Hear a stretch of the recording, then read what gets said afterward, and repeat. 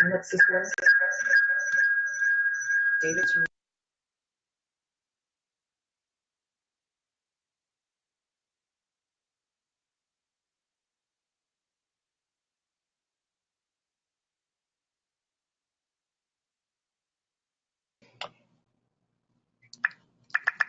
Hello, everybody.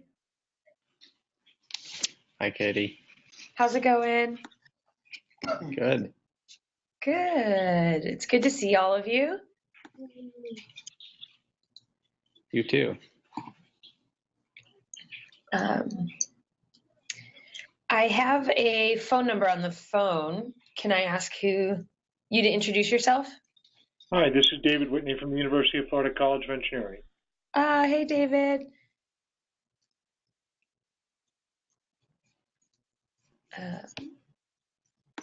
Okay, we'll just give it like one more minute before we get started.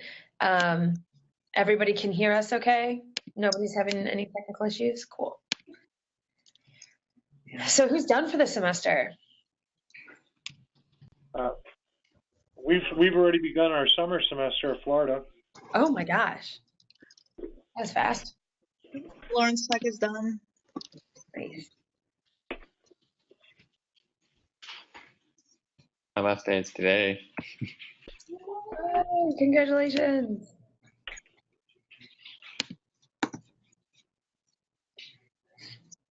Okay, well, we'll go ahead and get started. And as other people join us, we'll just have them introduce themselves as they come in. But what I wanted to take today to do is just to welcome all of the new campuses to the UI Fresh community. So something that we do every second Tuesday of the month is just get together on Blue Jeans to just talk about different topics or challenges that we're facing, trying to increase freshman engagement on our campuses through weeks of welcome or a series of courses and workshops and things throughout the year. So what I would like to do today is have everybody introduce themselves, your campus, your major, your position, and then also if you're a new campus, introducing us to what your orientation sort of currently looks like for freshmen coming into the university. So we can go in order with the people that are on my screen, and well, I guess I'll start with the team that's on the call. You guys should all know me. I'm Katie. I'm with the University Innovation Fellows Program, and this is my colleague. Hey there, and I'm echoey. My name's Katie Maynard, and I'm with the Pathways to Innovation program with VentureWell.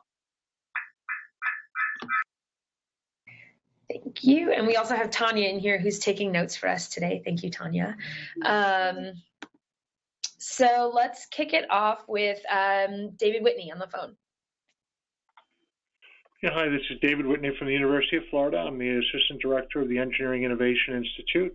And the Engineering Innovation Institute is a program initiated 6 years ago, and we teach courses, namely around innovation, entrepreneurship, ethics, and have an impact on about 1,500 students every 12 months.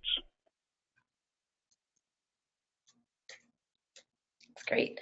Thank you, David. Next, I have Alex. Is that me? Yep. All right. My name is Alex Francis from the University of Wisconsin-Milwaukee. We're new to the UI Fresh initiative. And I'm a PhD student in mechanical engineering here. I was in the, I think, fall cohort of the University Innovation Fellows in 2014. And we have about 10 fellows now that'll be helping with the initiative. And David, he's here as well as part of our cohort. Thanks, Alex. David, do you want to go next and add to that?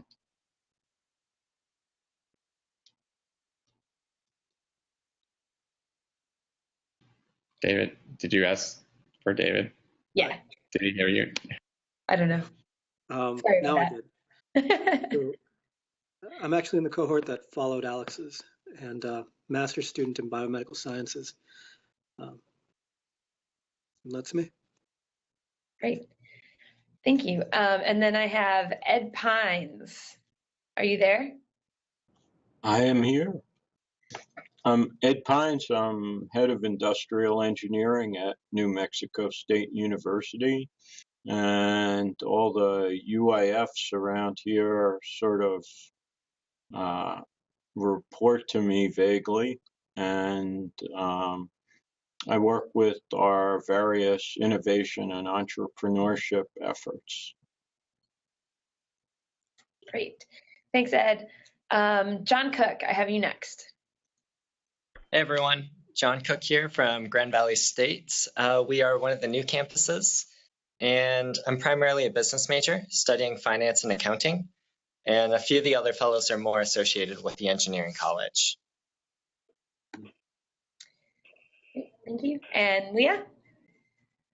Hey guys, my name is Leah. I go to Lawrence Tech. Right now we just have myself and 2 other fellows, but I'm an industrial engineering student and I am going into my senior year. So we're one of the new schools for the UI Fresh program, and right now our orientation is kind of like a 2-day thing, and it doesn't really have anything with I can't even remember the back years ago when I went through it, but what we're basically looking at is to get into orientation, do at least some little activity, even if we only get like a 20-minute block. We just are in the process of getting rapid prototyping carts. We're going to bring those to freshman classes. There's a leadership class every freshman has to take. And we have a freshman university, like housing. So we'll do some events there. So I'm excited to learn all your ideas. Thank you. Awesome. Thank you, guys. Yeah, so just, another warm welcome to the campuses that are joining us. It takes a lot of work to go through the university ranks and get that president's signature. And we're excited that we tripled the community to 30 campuses this year. And we're highlighted again with the 6th White House Science Fair, the last one of the Obama administration, which was really, really nice that happened. So going forward, we just want to open up the dialogue to either, I would say, talking about we asked you to bring a challenge that you have in planning for the fall semester coming up, or you could just talk about if you wanted to use this as a place to sort of run some ideas by the community about what it is that you want to implement for this coming fall. So I will open the floor to whoever wants to start it.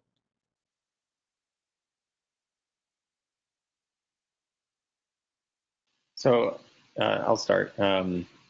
Again, this is Alex from UW-Milwaukee. So we're new to the program. Last year we were planning on getting something in the freshman welcome week, and we never got to it. So my question for the schools that are involved or other new schools is, what can we do for orientation to get freshmen exposed?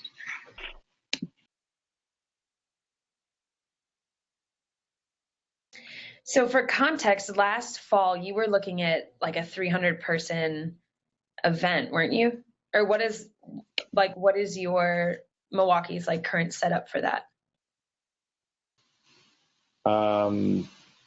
So new classes of freshmen are over 300. It's a couple thousand. So we'd like to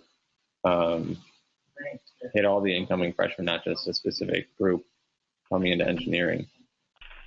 Okay. And how many, is it so what does the freshman experience look like right now? Is it like a week-long thing? Is it a one-day thing? Or do they just hit the ground running with classes that they're registered in? So it's actually a week-long various events across campus that are, some are optional, some are required. So we'd like to be one of the required ones, obviously, or at least start with an optional event that's on their schedule, just to expose them to what we have to offer as fellows and pathways. We have the Pathways program too.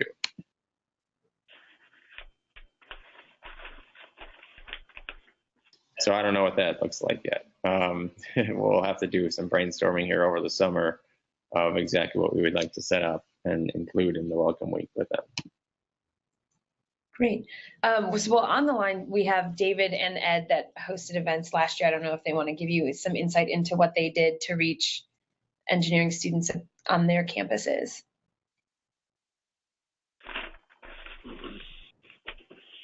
This is David Whitney from Florida. We have outreach efforts as part of orientation. My question, do you have students that are on campus early in a program, say, sort of, we call it a step up, or you know, we get the students an early indoctrination into the difficult courses that lie ahead? We don't have anything that I know of like that. David, do you know of anything? No. Okay, so would you consider, how long will you have the orientation period? The orientation period for engineers coming into your college? It's about, so orientation is about a week long at the beginning of the semester. Do you think you could do a 12-hour hackathon to give them an idea of what engineering is about, building things?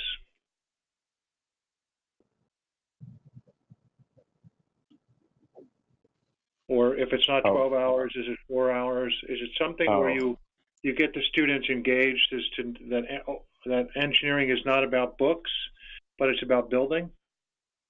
Okay.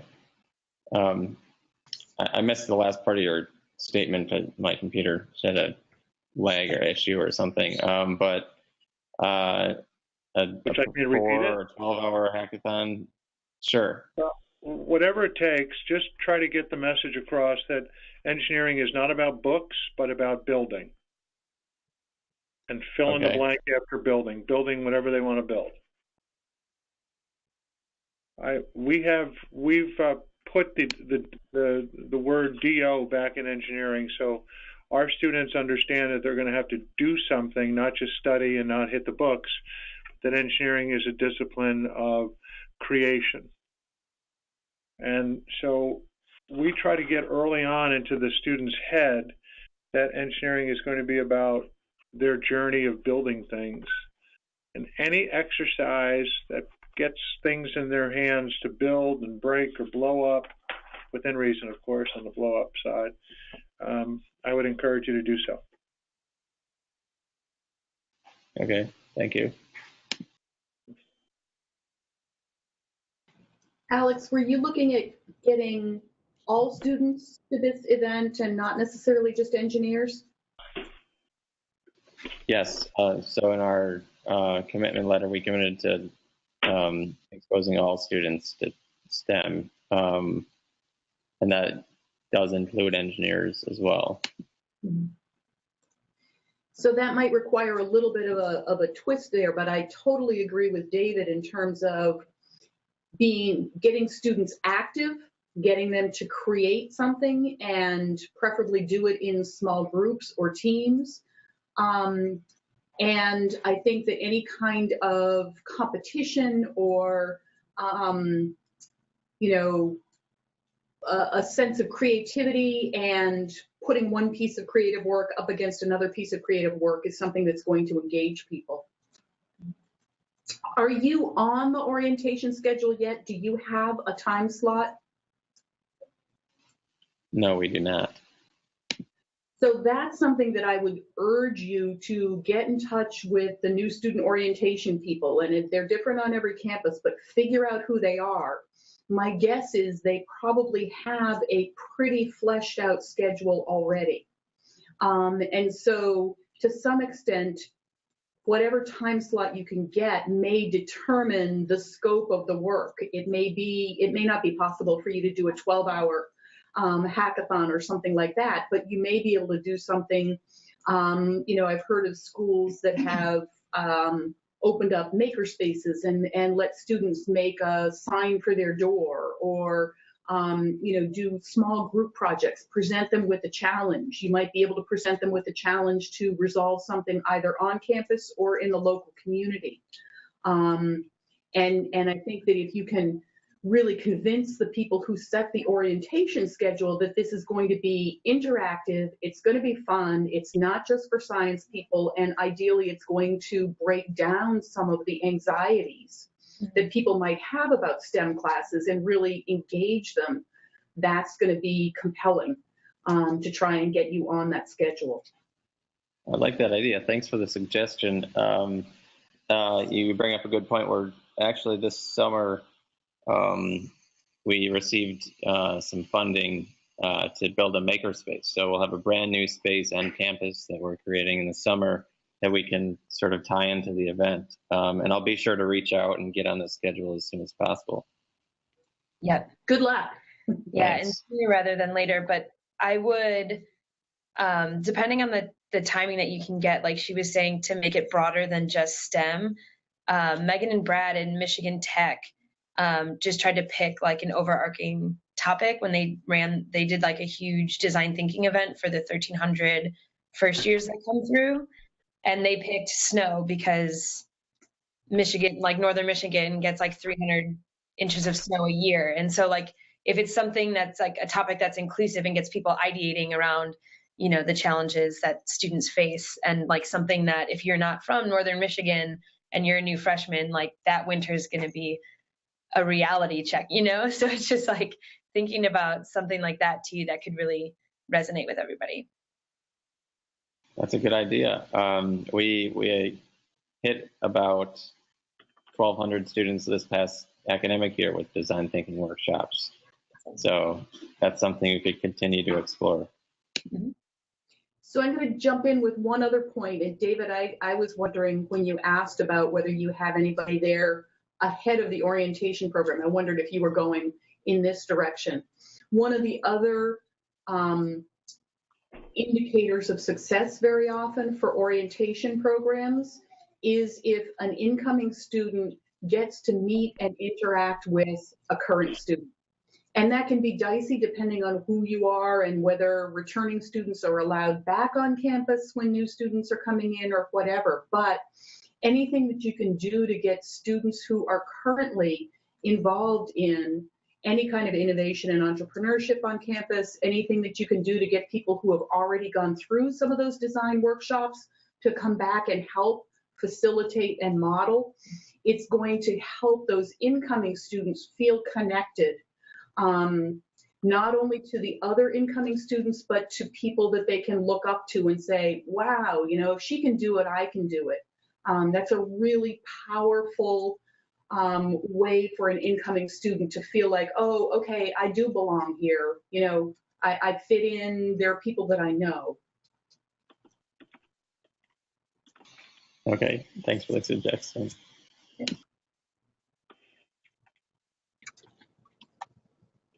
Yeah, this is Ed, and I would say one thing we've tried to do is make things not just at orientation, but repetitive through the academic year. And we have Innovation Space, which is student run. There's roughly 10 students that work up there. And so there's, besides the University Innovation Fellows who are around campus, we have those 10 Innovation Space mentors. So it provides a lot of access for people. And the other thing we did was one of our UIFs actually was teaching Engineering 100, our freshman class, and he created an entrepreneur unit that seems to have gone over pretty well. I was out of town, so he just gave everyone my email instead. But yeah, that was actually quite popular though. And they did a little project where they actually had to come up with some solutions in a group and that sort of thing. So we're hoping to keep that in our freshman intro class for the upcoming seasons now that the particular UIF has graduating and going on to the next level, so to speak. Thanks for the suggestion, Ed. This year we actually hijacked 3 weeks of a senior course in engineering where all students go through it's a professional seminar course, and we taught them different career opportunities such as entrepreneurship and academic research, and did one session on that and 2 sessions on design thinking. So maybe that's something we could bring into an entry-level course instead of this later course for students, one that all engineers have to take. So thank you. Yeah. And also think, if a like fitting into an early course, their freshman year doesn't work out, like don't give up on the idea, because you do have this great opportunity to hit a mass of freshmen coming in. And so make sure that you have other points throughout the year where they can reconnect with you. And it's not just this one-off thing, like you guys have events out of the pit stop and all that stuff all the time, and just making sure that at the same time you're saying, hey, like don't forget about us. There are all these other resources on campus that you can get involved in that do a lot of similar stuff. Okay, what are some examples that the other schools here, what kind of events do they have throughout the year that maybe we could implement? I can tell you one of the coolest ones that I heard of a school that has a very thriving makerspace. They gave it over, a couple days before Halloween and let people do pumpkin carving. And it was awesome. Mm-hmm. So many people showed up, and it got people using the tools and being creative. And it's something that anybody feels comfortable doing. But if you kind of put it out there that you're going to do that, I think that's a great thing to just plant a seed when you see those first year students who are here on their first week on campus and say, and don't forget about us. You're going to hear about this at Halloween. Come see us then. Mm-hmm. All right, now I'm more interested in this pumpkin carving. At the makerspace, did they use machines and high-tech tools to do the carving, or do they 3D print their own cutting tools, or what happened? Anything you want, right? Yeah, you go for broke. There's a little video on it. Actually, we can put it up on the website or whatever. Oh yeah, share that. It is awesome. Yeah. That sounds really cool. That's a good idea. Thanks. Yeah. And I mean, don't creating new things is also good, but just thinking about, you might just have to be that center point that does the research for them, that says, here are other events happening throughout the year. You know what I mean? Things that are already happening, that you're just sort of that connector piece and putting in that initial research so that they don't have to do it. Okay. So these are a lot of great ideas. I didn't want to take up the whole time talking about UW-Milwaukee. This is the first meeting, and I'm interested in how does being involved in the UI Fresh program look like? You say we meet every 2 weeks, and do we just have discussions like this? So we meet once a month currently. And so far this year, it's proven to be a lot of discussions like this, especially right in the fall. It's a lot of, here's what we did, this is what we learned, and a lot of sharing out of that kind of stuff. Around this time of year, it happens to be more of like, we try to hit this is what I'm facing right now, trying to plan for next year. And then we threw in a couple topics of interest. We did one on topic on storytelling a couple months back, depending on what it is that you guys are asking us for and what you need from this community. So as you think about those things and questions, we can sort of tailor this community to be what you need it to be. Would you agree? Yeah, definitely. And we've talked about, is it best to have kind of a regular monthly meeting, or would it be better to have 2 a semester, or have them strategically placed? I think that you can get a lot more individual time if it's a really small meeting, but there's great energy if you get more people on the call. So we've kind of gone back and forth and really wanted to know what's going to be most helpful to you all. It's not about us, it's about you. Okay, great.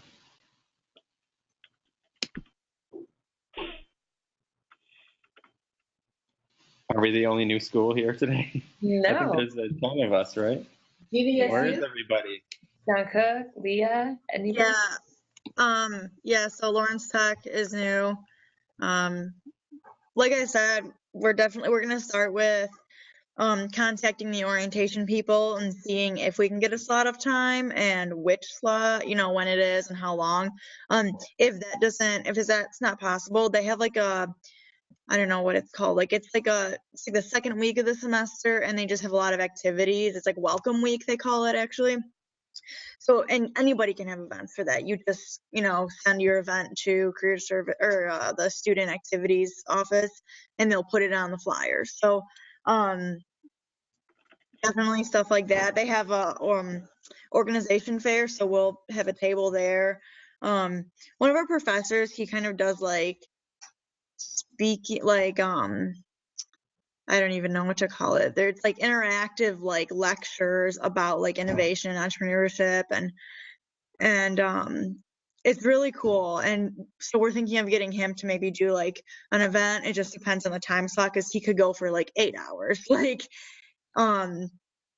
But other than that, like I said, our leadership office, we have we graduate with a leadership transcript also. So this is giving me a lot to put on there, this whole program, but we're gonna visit, there's a freshman leadership class you take, and then there's 3 other ones, one for each year. And the director of that already said we're open doors to go visit the freshman classes. And we actually just got not necessarily a makerspace, but a space on campus. So that was really exciting. It's in the building where all the SAE teams, so Baja, Formula, Hybrid, all those automotive teams, they compete every year, and it's a senior project. And it's in the same building as them, right between all their labs. And I've had some friends on the teams, and they said they would love, they've been asking for a second story to be built onto the building so they could have design spaces. So that's even though that's more towards seniors, just in general, I&E stuff, that's something we're doing. But the space is going to eventually be turned into a makerspace once we get some funding for it. But right now they're looking at some rapid prototyping carts. And then visiting the freshman housing, we're allowed to have events in there whenever we want. You just kind of go and claim the space. There's a lobby type of area and a big space that we could have.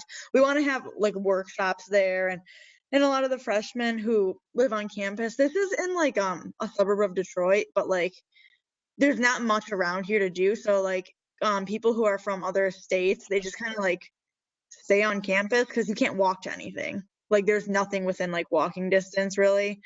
So definitely we'll be able to have some really cool events on the weekends, and it's a commuter school mostly, so there's a lot of people who would still come up to campus on the weekends. But that's pretty much where we're at right now. We're the first cohort in the spring, and it's just 3 of us, but we're sending another cohort through in the fall, hopefully. I know they just applied 2 weeks ago, so yeah.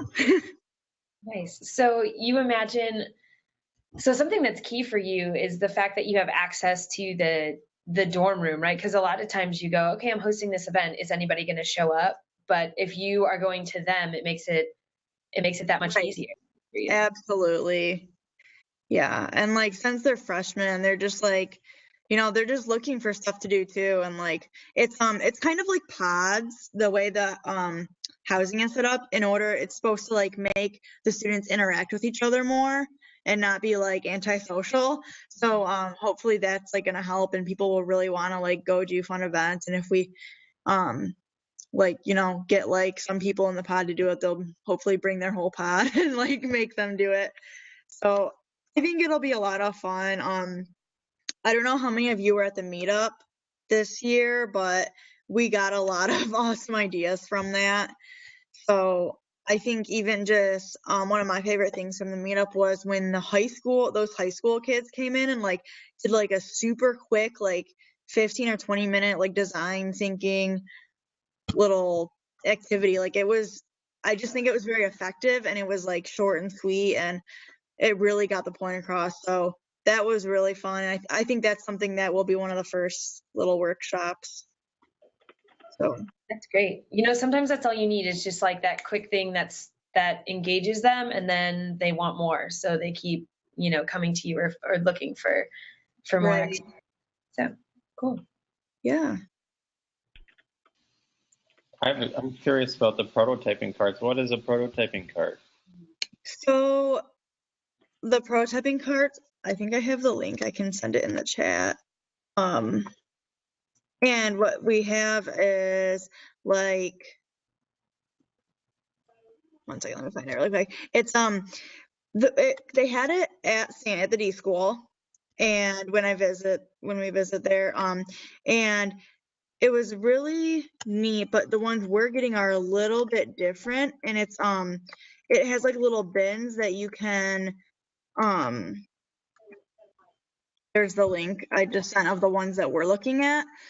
So at the D school, they had like taller ones with more bins, and there wasn't a tabletop on it. But the carts that I just sent you guys, what we actually have been doing for like a year are like, we have little events every Tuesday, and it's like innovation challenge, and like the winning team gets like each get like a $50 Amazon gift card or something. We're sponsored by Keen, so like that's where we've gotten that funding so far. But we would like usually like tell them the challenge, and they'd go off somewhere down a hallway, and then they'd like come back with their prototype or whatever. Like we would give them some materials. So by having these cards with the little tabletop would be really neat. We want to get like 6 of them eventually. They have like sides to the table where it can like fold up so that like nothing will spill. Like they're so that's the ones that we were looking at. So. That's really awesome. What kind of challenges do you put on, or are you thinking of doing? We've had a lot of different kinds. Like we've even had one where it's just like sitting in a classroom, and there's been like kind of innovators and inventors, and they'd like do a PowerPoint, and it'd be kind of like Jeopardy almost, I guess. But more interactive ones we've had are you get like a stack of newspaper, like one newspaper, however many, and you have to like build a little table off of it, and it has to hold a ream of paper. But like, so that doesn't sound that difficult, but whichever team has like the highest tower that can hold it, they win. So like you want to build it high so it will hold the ream of paper, but not too high where it's just gonna fall over. What else we've done some weird like Google Map thing where it's like you send the students a link, and they like click on it, and it shows them like a view, and they have to guess where it's at on the world and the map, and like however many miles off you are. They've seen with like closest, like the lowest number of miles is like wins. Like it's like you go to like 10 different locations. So the kind of really random things, and it hasn't always been like building type of activities. But with this, like, it'll make it so much easier to have more of those. So, Yeah, That's cool. Well, and the thing with the mobile cart is that, like, you know, in absence of a makerspace, like, you can have all of your prototyping supplies and everything that you need, and you can take it wherever you need it to go, whether it's going to be in a freshman class, a capstone class, a dorm. You know, you can take it that way and gain a lot of interest. yeah, that's why we didn't really have a space when we first started looking into this. Like, back, we weren't actually told that we could have a space until like at the end of April. So that's why we kind of got the ones with the tables. But yeah, so that's something like, it was like, it's going to be really great. Like, we're going to take these to the freshman classes and stuff, and it'll be perfect to like host quick little like activities or whatever.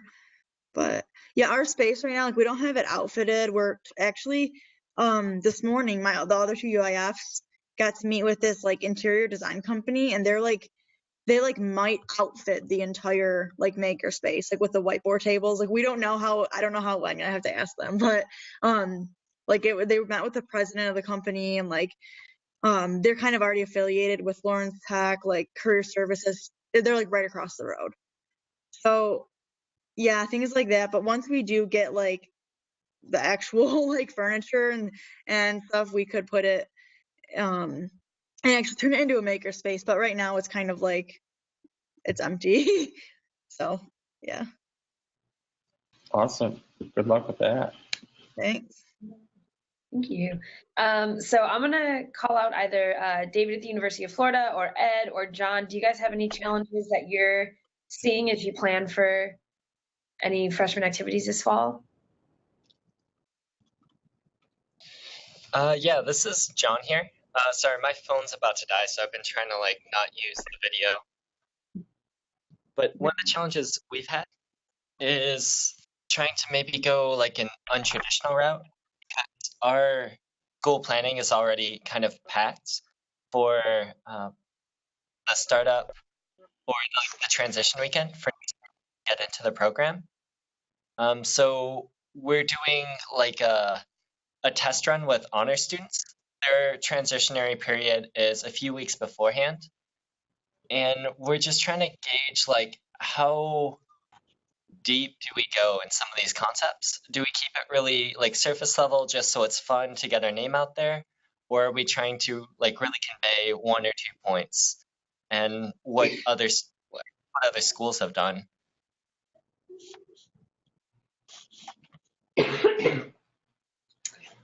I can jump in and answer that, kind of coming from a, excuse me, from an orientation perspective. And I think that if you're looking at the first week or the very beginning of a first year student's time on a campus, in terms of content, less is more. You want to really narrow down the content and not count on more than 1 or perhaps 2 concepts hitting home. But I think what they will remember are hands-on activities, particularly if they're interactive. They'll remember if they laugh. They'll remember if they felt included. They'll remember if they meet an upper class student or connect with a faculty person. And so I think that those are kind of the common denominators that you want to really be looking for. I would be, I would have the content be a stealth missile. You're just kind of sliding it in there under the radar. They're getting the content, but what they're really going to remember and be buzzing about with their friends is, oh my God, it was so much fun. She wheeled this cart in and we all, cleaners and whatever it is, that's what they're going to latch on to. So I think that a lot of times the impulse is, okay, we're going to have a lecture or we're going to do, content or something like that. And that doesn't sit well. It's not something that students will remember. If you can think back to when you were a first year student, so much of your energy is going into checking out the kid next to you and thinking about the person you saw at lunch or that you didn't see it. I mean, it's all social and it's all kind of at this highly charged anxiety level. And so what you want to do is kind of calm them down, focus them, get them oh boy, okay, this is something I could do. It's fun, and it's not a commitment. It's not something that's gonna require me to put a lot of time in.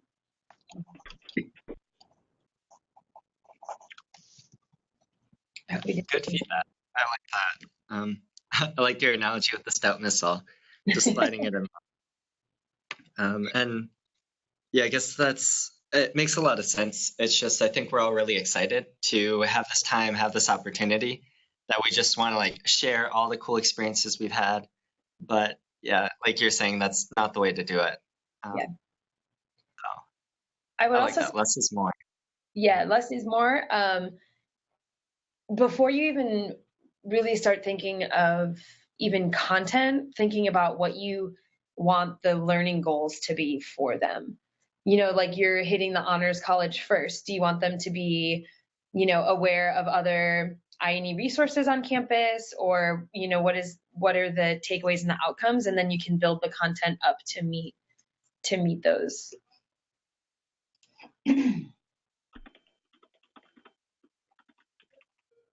So to just kind of build on that a little bit more, I think that a common takeaway for an orientation program is for a new student to leave thinking, I can do that.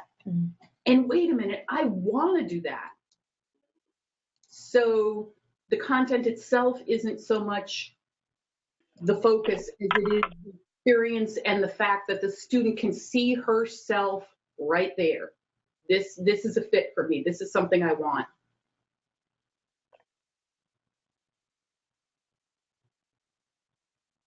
Okay. Yeah, and I guess that's what we're going to be doing in our next meeting, really defining what goals we want to pass on, or what goal, probably singular, just so we can really hone in on that rather than spreading out the time, the focus, and the energy. Mm-hmm. Good feedback. Thank you.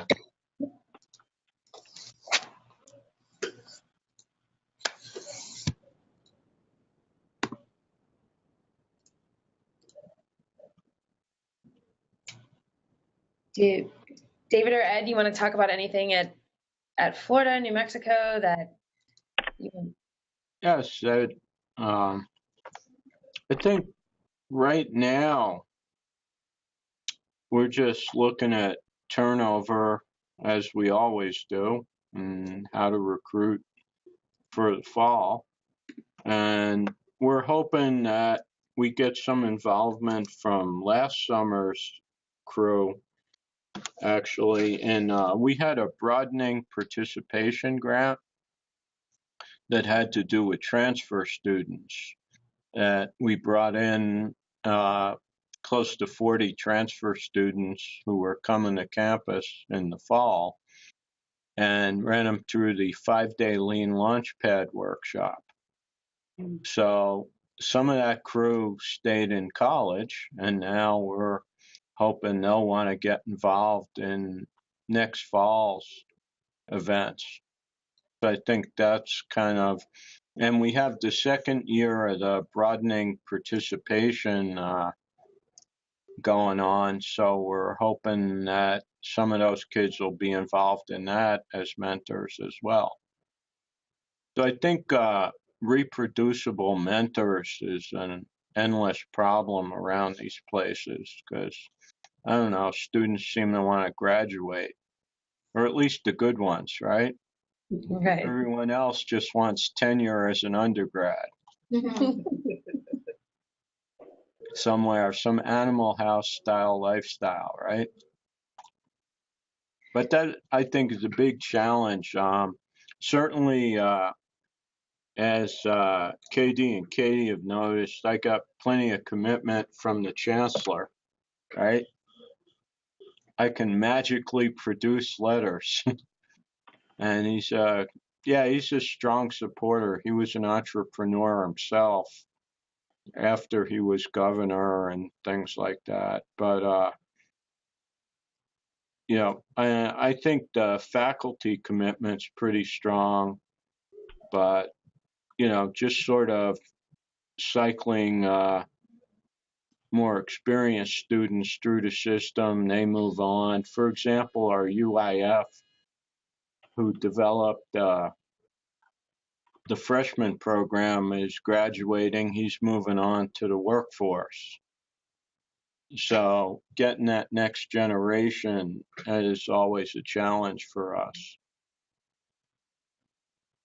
And I would say that's really the big deal. The rest of it is just a matter of doing. Another thing we do here that seems to attract a lot of interest is we've worked with locals and regional people on one-day design workshops that we do on the weekends. That's open to anyone who can get online fast enough. Say 40 slots, you got to be number 1 through 40. But we even had recently my IE students work with a local consultant. They did a Saturday, one-day Six Sigma Lean workshop, and they all got their white belts of all things, which I said, great, go consult. Charge lots of money. But more seriously, the one-day workshops seem to go really well.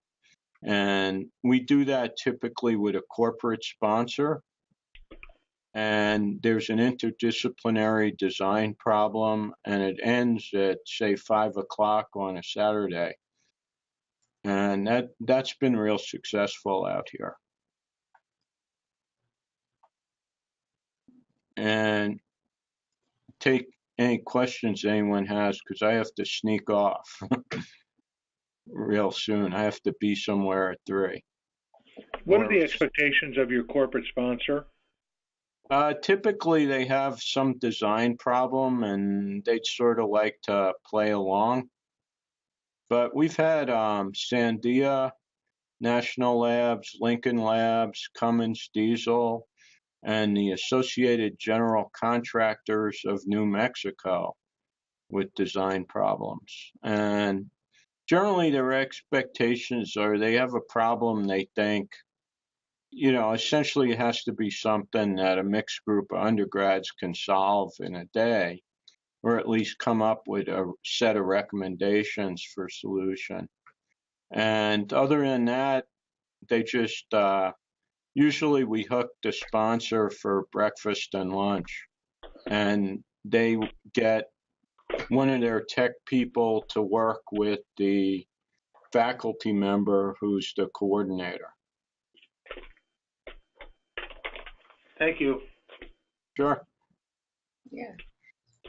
Well, I wonder before Ed has to run, if any of the students on the line can comment on the whole like mentorship piece. Like, has there ever been a time when you have just been like tugged back to really want to give back and be a mentor and be a leader on campus? And what do you have?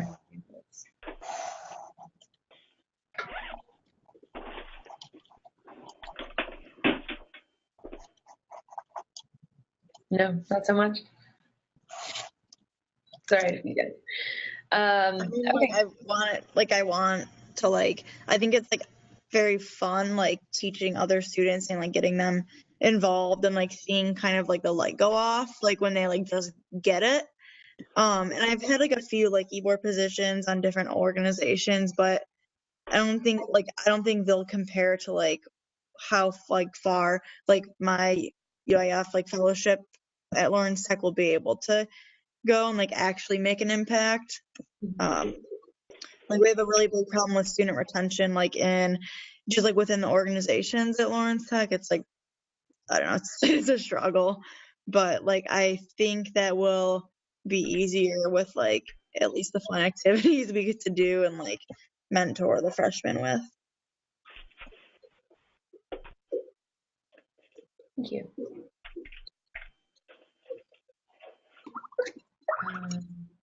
All right. Bye, Ed. Bye, Ed. He said in the chat he's taken off. All right, so we're coming to the top of the hour, so I want to be respectful of everybody's time. Is there anything else that you're like, I have this burning question? No. Not right now. I'm sure I'll think of something. If nobody has a burning question, I want to just pick up on a thread that Ed had put out there. which I think is really important, especially for you guys who are new to this and are starting out in looking at doing something for an orientation program. And that is figure out what your metric is. You don't have to have a complex system of assessment and measurement, but you need to measure something. And so it can be just as simple as how many people, showed up for your event. But one of the schools from last fall did a very cool thing at the beginning, asked people, how many names do you know of other people who are engineers or other people in this room? And then at the end, how many names do you know? And that's just a way of really being able to demonstrate that this was something that put people in connection with others, that it empowered them. It gave them a sense that, oh, okay, so I do know some people here. This is very cool. So figure out, it doesn't have to be complex, but for your own sake, as well as for the sake of being able to plead your case when you want to get a better slot on the orientation schedule, measure. And think about what your objectives are and think about how you can demonstrate that. That's a great idea. Great. Maybe there's more cover before we go. I think we're good. We didn't really talk about what they need from us, but we can do that later. We can do that next month, or I was thinking maybe just like a quick questionnaire or something to hit more. Just because for the new schools that are on the call, you can't really tell us how well this has been going or how frequently you want this to happen. So just be on the lookout. We'll be in touch to sort of, now that we have 30 very different campuses, trying to frame this in a way that fits everybody's needs. But thank you all for coming. Again, welcome to the community, and we'll see you next month. Thank you. Thank you. Bye. Thank you.